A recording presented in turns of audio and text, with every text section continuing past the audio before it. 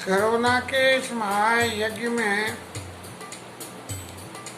करो शब्द की व्याख्या करते हुए जब काकभूषण जी से गरुड़ जी ने ये प्रश्न किया है कि आपको लोमश ऋषि ने ज्ञान का उपदेश करा और आपने नहीं मान के भक्ति को प्रीफर करा और भक्ति को स्वीकार करने के बाद आपके जीवन में जो परिवर्तन आया उसमें आपको पलटे में क्या मिला, आपको फिर ज्ञानी मिल गया और एक ऐसा ज्ञान मिला जो कभी किसी जन्म में जाके खत्म भी न हो। कवनेउ जन्म घटई नहीं ज्ञाना और सुनई शूद्र मम वचन प्रवाना। ये किसी भी जन्म में तेरा ज्ञान घटेगा नहीं। और ज्ञान घटने का क्या है?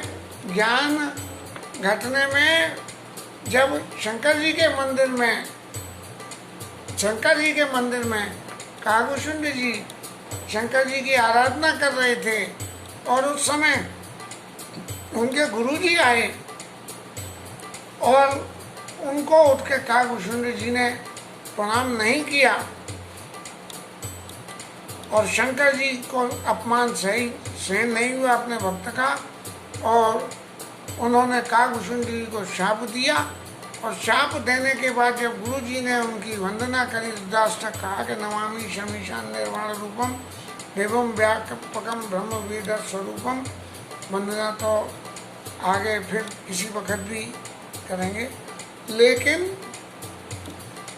उसके बाद गुरुजी की शीलता को देखते हुए शंकर जी ने फिर उनको उपदेश करा, कवनेउ जन्म मिटाई नहीं ज्ञाना सुनई शूद्र मम वचन प्रवाना। ये तो वहाँ से मिला। अब जिस वक्त लोमश ऋषि के पास गए, लोमश ऋषि ने ज्ञान की बातें कही, नहीं मानी, भक्ति मांगी। तो भक्ति मांगने के उपरांत जब लोमश ऋषि ने आशीर्वाद करा, क्या करा कि जय आश्रम तुम बसव पुण्य सुमिरवि श्री भगवंत और व्यापी तन अविद्या योजन एक पर्यंत। एक योजन तक जिस आश्रम में आप बसोगे वहाँ अविद्या का वासा नहीं होगा, ऐसा वरदान लोमश ऋषि ने दिया। अब जब यही प्रश्न उन्होंने करा कि करी तो भक्ति और मिला आपको क्या? ज्ञान मिला, लेकिन फिर भी आपने कब नहीं जन्म मिटाई नहीं ज्ञाना सुधई शुद्ध मम वचन प्रमाना। अब गरुड़ जी ये पूछ रहे हैं कि आपसे कहा तो आपने आदर नहीं करा, वो तो ठीक है, लेकिन ज्ञानी भक्त का भेद क्या होता है? ज्ञानी और भक्ति में क्या भेद होता है ये आप समझाएं और उसे समझाने के बाद में कल की कथा में उस प्रसंग पर विचार किया जा चुका है, इसलिए आज उससे आगे का थोड़ा प्रसंग चलेंगे। और कल के प्रसंग का विश्राम जो हुआ है, और एक भगति कर और एक भगति कर वेद सुनो सुप्रभी जेते जो सुने हो राम पद प्रीति सदा अवधीन। आपको भक्ति और ज्ञान का भेद है, ज्ञान श्रेष्ठ है, लेकिन फिर भी भक्ति कैसे श्रेष्ठ है इस बात की व्याख्या मैं आपसे करता हूँ। और इस व्याख्या में इस व्याख्या के बाद जो भक्ति हृदय में आपके पैदा होगी वो अविच्छिन्न होगी। ये वो के लौट के नहीं जाएगी, वो हृदय में ही बसे अविच्छिन्न, बिना किसी विघ्न के आपके हृदय में निवास करेगी। तब आगे कह रहे हैं कि सुनाओ तात ये अकथ कहानी, और समझत बनई न जात बखानी। ईश्वर अंश जीव अविनाशी, चेतन अमल सह सुख राशि। सो माया वश भयो गोसाई, पर बंध्यो कीर मरकट की नाई। जड़ चेतनई ग्रंथ पड़ गई, जदपि मृषा छूटत कठिनाई। तब ते जीव भयो संसारी, छूट न ग्रंथि न होई सुखारी। ये जो माया की कथा है ये इतनी विचित्र है कि समझते करते भी आपने समझ लिया कि आम का स्वाद कैसा है, लेकिन कोई कह के भैया बताना, तो बोले भाई मैं बता तो नहीं सकता, लेकिन मैंने समझ ही लिया है। ये ऐसी सुनो तात ये अकथ कहानी, और समझत नहीं न जाई बखानी, बखान नहीं कर सकता है तो पता कैसे लगेगी? तो इसका पता तभी लगेगा जब आप स्वयं रूप से उसका अनुभव करेंगे। और जो काकभूषण जी कहते हैं, जो अनुभव मैंने किया उसके बारे में बताता हूँ। ईश्वर अंश जीव अविनाशी, चेतन अमल सहज सुख राशि। सहज ही सुख है, ईश्वर का अंश है। कथा तो आगे जाके लंबी होने की वजह से थोड़ा शॉर्ट करने में यहीं से आगे बढ़ जाएंगे। चेतन अमल सहज सुख राशि, चैतन्य है, ये सब कुछ जानता है, हैं? अमल है, शुद्ध है बिल्कुल, और सहजी सुख निधान है। जब ये सहजी सुख निधान है तो इसके जीवन में फिर दुख कैसे आता है कि जड़ चेतन ही ग्रंथि पड़ गई। ये चेतन जो है, ये चेतन माया के वश में होके, जड़ माने माया, जब ये माया के वशीभूत होके इसमें गांठ पड़ जाती है। चैतन्यता अपनी जगह रहती है, चैतन्यता सब कुछ जानती है, लेकिन जब माया के भ्रम में फंसता है तो रजत सीपमो भास जिमी, जथा भानु कर बार, और जदपि मशा त्यू काल महू, भ्रम न सकई को दास। जैसे रजत में, सीप में चांदी का आवाज होता है, बिल्कुल चमक होती है, ऐसा लगता है जैसे चांदी ऐसे फोड़ के निकाले। रेत सीप में आवाज में जथा भानु कर बार, मृग तृष्णा का जल जैसे दिखता है। यद्यपि वो झूठा है, लेकिन फिर भी इस भ्रम को कोई मिटा नहीं सकता। जिसको मृग तृष्णा दिखेगी वो इसको मानेगा कि ये यहाँ पे जल है। ऐसे ही जड़ चेतन गंत पड़ गई, यद्यपि मसा छूटत कठिनाई। जड़ चेतन में गंती पड़ गई, झूठी है, लेकिन इससे छूटना बड़ा मुश्किल है। और यही कारण है कि समुझत बनई न कहत बखानी। आदमी ने जो अनुभव कर लिया वो समझ में तो आ जाती है, लेकिन उससे कहो कि इसका जरा वर्णन बता दे तो वो बता नहीं पाएगा। जड़ चेतन ही गंत पड़ गई, नहीं, तब ते जीव भयो संसारी, और छूट न ग्रंथ न हो सुखारी। जब ये ग्रंथि पड़ गई, और ग्रंथि पड़ने के बाद में ये मिथ्या है, लेकिन फिर भी ये छूटती नहीं है, और न छूटने की वजह से जीव आके इस संसार में आ जाता है। और संसार तब ते जीव भयो संसारी, और तब ते जीव भयो संसारी, जगत नशा छूट न ग्रंथि न हो सुखारी, कि न ग्रंथि उसकी छूटे और ना ही वो सुखी होए। अब ग्रंथि छूटा तो ये कोई वस्त्र शरीर पर धारण कर लिया, और गांठ लगा दी, कटी वस्त्रों में लगाई जाती है, गांठ लगा ली। अब गांठ खुले नहीं तो कटी वस्त्र उतरेगा कैसे? ऐसे ही ये जड़ और चेतन की, ईश्वर और जीव के बीच में जो ग्रंथि पड़ गई, न वो ग्रंथि छूटे और ना ही जीव सुखारी हो, तो क्या हुआ कि शुद्ध पुराण जीव हृदय तम मोह विशेषी और ग्रंथ छूट किमी पड़ई न देगी, ग्रंथ छूट किमी पड़ई न देगी। शुद्ध पुराण बहु कई उपाय, पुराणों ने इस ग्रंथि से छूटने के बहुत सारे उपाय बताए, जिनमें ईश्वर का भजन करो, ईश्वर सब कुछ मानो, ईश्वर के आशीर्वाद रहो। सब कुछ करते हुए भी ये संसारी जीव जब तक संसार में रहता है तब तक कुछ नहीं, ग्रंथि से छूट उसको नहीं पड़ती है, नहीं सकता है। और अगर छूट भी जाए तो वो छूटी हुई ग्रंथि उसको दिखती नहीं है कि ये छूट गई है। जब ग्रंथि दिखेगी नहीं तो ये बंधन छूटेगा कैसा? अब ये बंधन छूटने का तरीका क्या है? इसके बंधन छूटने का तरीका ऐसा है कि यदि आप ज्ञान के माध्यम से इस बंधन को छोड़ना चाहते हो, जब ज्ञान के माध्यम से इस बंधन को आप छोड़ना चाहते हो, तब अस संयोग ईश जब करई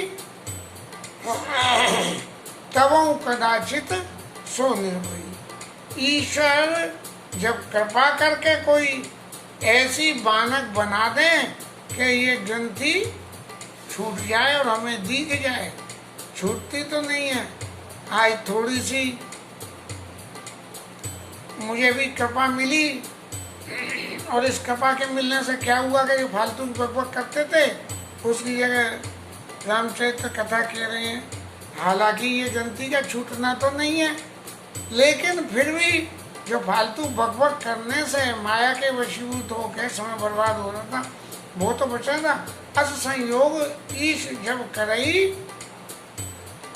तब कदाचित सो निर्भई, तभी कभी ये इसका ये ग्रंथि छूटी हो सकती है। अब वो साधन क्या है जिस साधन से ग्रंथि का छूटना दिखे और ग्रंथि छूटने के बाद हमें दिख भी जाए और मुक्ति हमें मिल जाए। ज्ञान के माध्यम से जब हम जा रहे हैं तब क्या होना है इसका वर्णन आगे होता है। जप दप जप तप, जप जप तप व्रत दम संयम नेमा, जप जप तप व्रत, जप जप जप तप व्रत दम नियम अपारा और जे श्रुति का जो धर्म आचारा। जप तप नियम ये सैकड़ों रास्ताएं ज्ञान मार्ग में, ऐसा करो ऐसा न करो। और ज्ञान विषयक जब हम ज़्यादा डिटेल जाएं तो गीता में भगवान ने इतना लंबा कि तू ज्ञानी हो जा, फिर ज्ञान योग कहा, कर्म योग कहा, फिर भक्ति योग कहा। 2 योग कहने के बाद फिर तीसरे में भक्ति योग का नंबर आया, तो फिर भक्ति योग कहा उन्होंने। तो जब तप नियम संयम ये सब ज्ञान मार्ग में रास्ता बताई गई। और इन रास्तों से जितने भी श्रुतियों ने जो शुभ धर्म आचरण बताए हैं, श्रुति ने कहा ऐसा करो, इतने बजे उठो, ऐसे भजन करो, ऐसे ठाकुर जी की सेवा करो, ठाकुर जी को ऐसे मानो, ये करो। तो जितने भी सब श्रुतियों ने उपाय करे हैं, तेई तन हरित चरे जब गाई, नहीं, तेई तन हरित चरे जब गाई और भाव बस शिशु पाई पिनाई। ये जो ज्ञान मार्ग से चलने के लिए जो श्रुतियों ने उपाय बताए हैं कि किन किन को ज्ञान मार्ग पर चलने के लिए यम नियम और संयम इस तरह से जो है सबों को करो, और उन सबको करने के बाद में ये संयम, ये साधन रूपी, ये जीव रूपी शरीर को ये गाय के समान समझ के जब इन चीजों रूपी हरे चारे को ये हमारी बुद्धि रूपी गाय जब चरे खावे हैं, और फिर भाव अंदर पैदा हो, इन सबको करने से भाव पैदा हो। अब साहब रोज होता तो सबके संग ही है, माला लेके बैठते हैं, नींद आती है, 10 मिनट सो जाते हैं, जितनी भी माला करनी है। तो ये सबरे शुभ कर्म करने की है, और करने के बाद में फिर भाव पैदा हो जाए मन में। अब भाव तो जब पैदा हो कि जब हमें ये लगे कि कुछ सिद्धि मिल रही है, बिना सिद्धि के तो भाव पैदा होता नहीं, और भाव मिल जाएगी तब सिद्धि पैदा होगी। और जब सिद्धि पैदा नहीं हो रही है तो हम क्या है, हम लागा समझ के कि हमें तो ये करना ही करना है।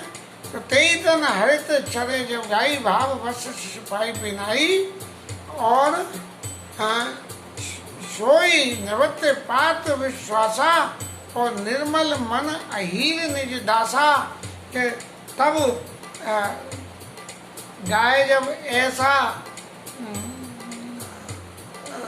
संयम नियम का चारा चरे और भाव रूपी बछड़ा उसके पास में हो, गाय के संग में जब, क्योंकि बिना बछड़े के गाय दूध नहीं देती है, बछड़े को पहले जरा उसके थन में लगाया जाता है, और लगा के बछड़े को जरा सा दूध पिला देते हैं, फिर बछड़े को हटा देते हैं और दूध काट लेते हैं। गाय समझती है कि मेरा बछड़ा ही दूध पी रहा है। बछड़ा अगर नहीं है तो उसका पतला बना के मुंह से लगा देते हैं, तब दूध होता है। तो सोई निवृत्त पास विश्वासा, और निर्मल मन अहीर निदासा। ये जो सारा संयोग बना, और फिर निवृत्ति जीवन में आवे। निवृत्ति जीवन में कैसे आए कि जब हम कोई कर्म करें और कर्म करके और फल की साधना न हो, तब निवृत्ति हो। सोई निवृत्ति पात्र विश्वासा, ऐसी निवृत्ति हो और उसके संग में विश्वास रूपी सोई निवृत्ति पात्र विश्वासा, विश्वास रूपी पात्र हो। और जब विश्वास रूपी पात्र हमारे पास में हो, हैं, और तब हम उस गाय का, बुद्धि रूपी गाय का दूध काढ़ें, उसका दूध सोई निवृत्त पात्र विश्वासा, निर्मल मन अहीर निज दासा।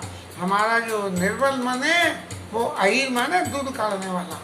तो दूध काढ़ने वाला बनके हमारा मन जो है, निर्मल मन, वो जो मन जो निर्मल हो, सोई निवृत्ति, संसार की सारी वृत्तियों से निवृत्त हो जाए, वो निवृत्ति पात्र विश्वासा, और निर्मल मन अहीर निज दासा। ऐसा दूध काढ़ने वाला हमारा मन जब परम धर्ममय पै दुहि भाई, तब धर्म रूपी दूध को काढ़ ले। जब सारे यम नियम संयम ये सब करने के बाद में कोई बिना उसके काम ना करे, कोई फल की इच्छा के बना, उसी निर्मलता से जब उस गाय का दूध काढ़ ले, परम धर्ममय पै दुहि भाई, और अब के अनल अकाम बनाई। और फिर दूध को, धर्ममय दूध जो श्रद्धा से जो करे हुए कर्म है, उससे काढ़ा हुआ जो दूध है, उसको परम धर्ममय पै दुहि भाई, अवते अनल अकाम बनाई। और फिर उस दूध को हटावे, आग में हटावे। अकाम रूपी अग्नि, इतना सब करने के बावजूद भी चित्त में कोई कामना पैदा नहीं हो, और उस अग्नि को जला के उस दूध को उबाले, और उबालने के बाद क्या करे कि तोष मरुत तब क्षमा जुड़ावे। और धते सम जामन दे जमावे के संतोष रूपी हवा से उसको ठंडा कर ले। तोष मरुत तब क्षमा जुड़ावे, क्षमा तोष संतोष और क्षमा को, इन दोनों को जोड़ के ठंडा करके और धतिसम जामन दे जमावे। धरती सम जामन नहीं आया समझ में, धरती शब्द जय गया, खोजना पड़ेगा। ये धरती का जामुन लगा के और उसका दही जमा ले, फिर क्या होगा, जब दही जम जाएगा तब चित्त की मुदिता, प्रसन्नता, चित्त में जो पैदा हुआ संतोष है ना, जो चित्त में संतोष पैदा हो, निष्कामता, निष्कर्मण्यता, ये सब चीजें पैदा होने के बाद मुदिता मत है विचार मथानी, अपने विवेक बुद्धि में विवेक रूपी विचार से और मुदिता खुशी, खुशी रूपी मथानी से उसको दही को मथे है, मुदिता मथे विचार मथानी, मथानी दम आधार रज सत्य सयानी। जो जो मथानी है उसे चलाने के लिए एक रस्सी भी होती है, तो बोले रस्सी क्या है, हैं? दम, अपना दमन, दमन माने हमारी इंद्रियां फिर भी भागेंगी इतना सब करने के बावजूद भी, तो उसका दमन करके मुदिता मत विचार दम आधार, दम रूपी उसके बर्तन के नीचे रखने को आधार, नहीं तो वो मटुकिया जब रही घूमेगी तो बोल, तो दम आधार रजो सत्य सानी, और सत्य, सत्य जो है वो रस्सी के समान, रस्सी मथानी घुमाने के लिए रस्सी चाहिए, तब जीवन में इतना सत्य धारण करके सत्य रूपी मथानी को लेके और तब मत काढ़ ले नवनीता और विमल विराग सुभग सुपुनीता, तब ऐसी मथानी को चला के और मक्खन को निकाले, तब मत काढ़ ले नवनीता, विमल माने शुद्ध और वैराग्य रूपी और सुभग सुंदर, शुद्ध वैराग्य, इतना सब करने के बाद जब चित्त में वैराग्य और पैदा होके आवे, हैं? दम आधार ससानी तब मत काढ़ लेने विमल विराग सुभग सुपुनीता, ऐसा पुनीत मक्खन जब उसमें से निकाल ले उस कर्म में से अपने में, तब क्या हो, तब मत काढ़ ले ललिता विमल विराग सुभग सुपुनीता, ऐसे पुनीत मक्खन को निकाल के जो अगन तब प्रकट कर कर्म सुभाषो लाई